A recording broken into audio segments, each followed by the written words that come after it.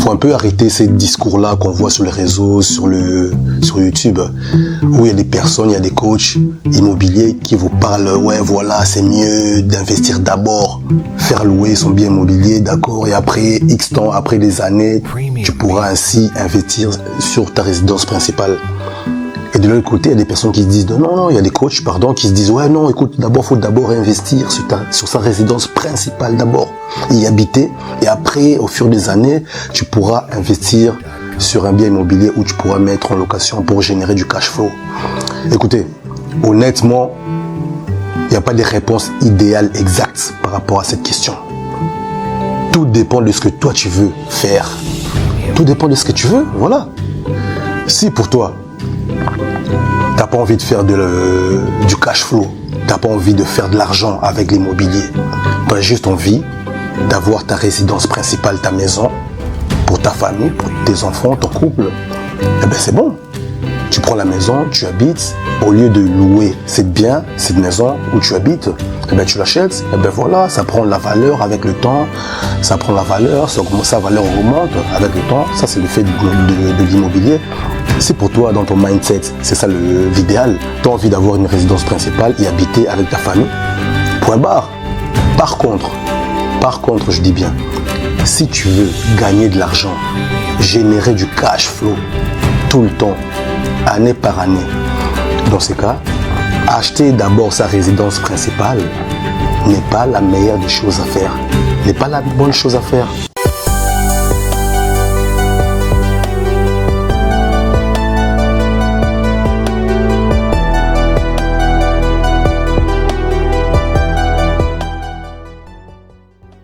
Hier, j'ai été invité à l'ambassade de la République démocratique du Congo, où il s'agissait de parler de l'entrepreneuriat, du business, de l'investissement immobilier.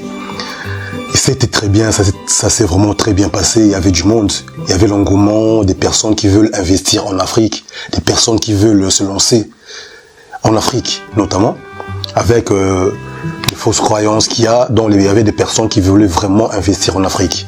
Alors, lors de cette intervention, j'ai parlé de l'entrepreneuriat, j'ai parlé de l'investissement immobilier. On a parlé notamment de la fiscalité, comment est-ce possible, comment ça se passera pour la diaspora, notamment la diaspora belge, des Congolais vivant ici en Occident, en Belgique. Comment ça se passe juridiquement s'ils investissent en Afrique, au Congo, comment ça se déroule au niveau de la fiscalité belge notamment. On a parlé de tout ça, c'était très bien. Et alors moi, lors de mon intervention, je parlais de l'immobilier, de mes investissements au Congo. Et alors, après l'intervention, il y a eu des personnes qui sont venues me voir. Ils sont venus vers moi pour me poser des questions, pour me demander, ouais Rito, c'est quoi la meilleure des choses à faire? C'est quoi la meilleure chose à faire entre sa résidence principale et l'investissement locatif, par exemple? Ok? Donc, c'est quoi la meilleure chose à faire? Il faut d'abord investir sur sa résidence principale, sur sa maison qu'on y habite, ou il faut d'abord se lancer dans l'investissement locatif ou achat-revente. C'est quoi la meilleure chose à faire?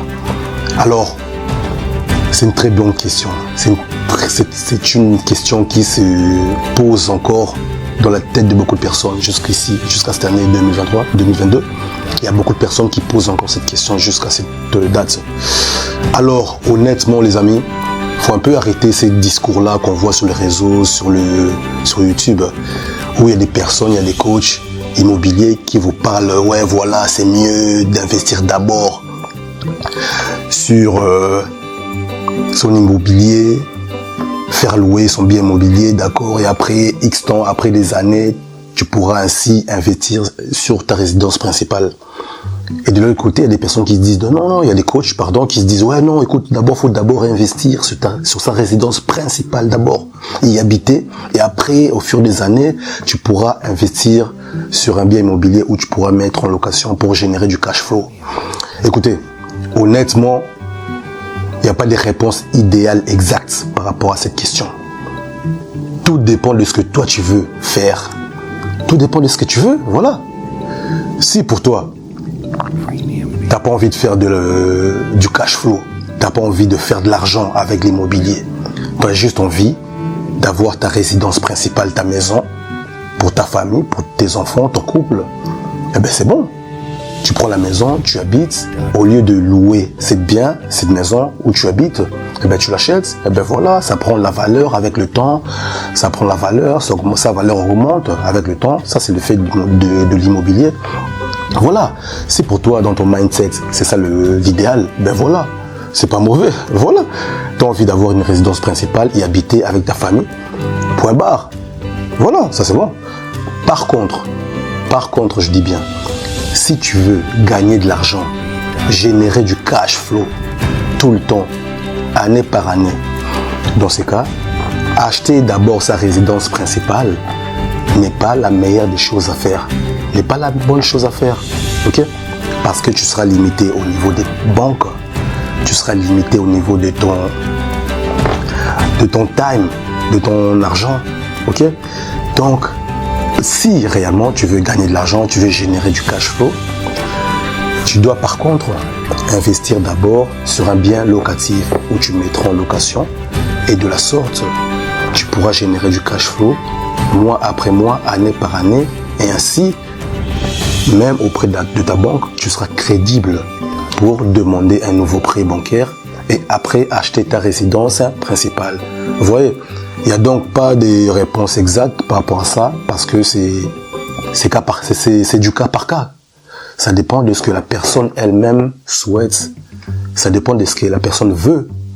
Parce que voilà, il y a des personnes qui ne sont pas focalisées sur générer de l'argent, gagner de l'argent, du cash flow, générer du cash flow, gagner plus d'argent, augmenter leur compte en banque.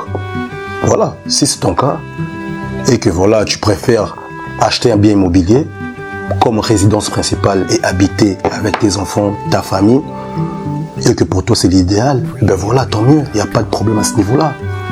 Parce qu'au lieu de louer un bien, comme on dit, jeter de l'argent par la fenêtre, parce que le bien tu loues, après chaque année, chaque mois, ben voilà, c'est de l'argent que tu mets à côté, que tu jettes par la fenêtre.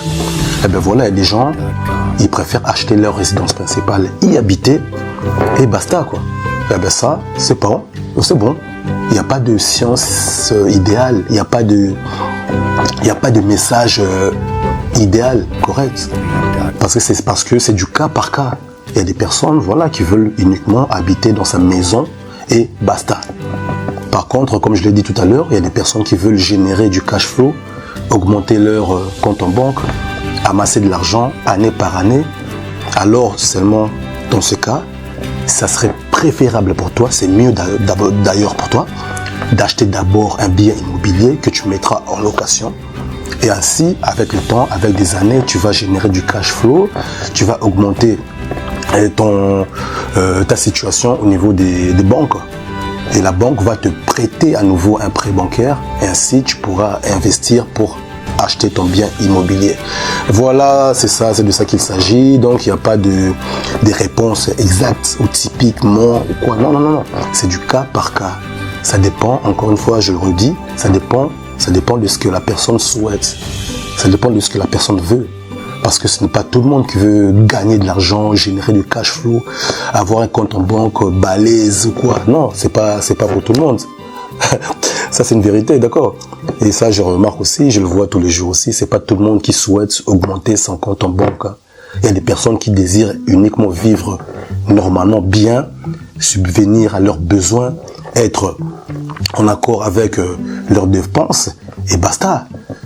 Se payer des voyages, aller au resto, voilà, pas plus. Mais il y a des gens à côté qui veulent augmenter leur compte en banque. Et ça, je trouve que c'est un peu normal, c'est un peu bien, c'est une meilleure des choses à faire dans les temps actuels. C'est une façon de sécuriser sa famille, de sécuriser ses proches. Ouais. Et d'ailleurs, par rapport à cela, le programme Uppercut est toujours disponible. Allez-y dans la barre de description. Prenez rendez-vous avec moi et mon équipe. Nous allons donc vous aider à développer un business parce qu'aujourd'hui, il est carrément important, primordial d'avoir plusieurs sources de revenus. Il y a des revenus qui rentrent à gauche dans l'immobilier, il y a des revenus qui rentrent en banque à gauche sur le business sur Internet, eBay ou l'affiliation. Il y a des revenus qui rentrent à droite là-bas de son salaire. Là, c'est un exemple que je donne. Okay? Donc, c'est important aujourd'hui d'avoir plusieurs sources de revenus. Sinon, tu es dead. Sinon, c'est chaud, quoi. Je pense que tu le sais aussi, donc, avec tout ce qui se passe. Donc, c'est important vraiment de développer plusieurs sources de revenus. Et pour cela, tu dois travailler sur ton mental, ton mindset, tes fausses croyances. Comme quoi, voilà, l'entrepreneuriat, c'est une meilleure des choses à faire pour gagner sa liberté financière. Et tout ça, ça commence par le mindset. Enlever les croyances de salariat, voilà, avoir un seul source de revenus à la fin du mois, tout ça. Et ça se travaille par le mindset. C'est la raison à laquelle le programme Hypercute développe ta vie, crée tes business. Et encore là, prends ton rendez-vous, n'hésite pas. J'en ai 2, 3, 4 qui sont déjà dans le groupe et avec qui on travaille et ça se passe très bien. Voilà, je t'attends en bas dans la barre de description. Hypercute est là.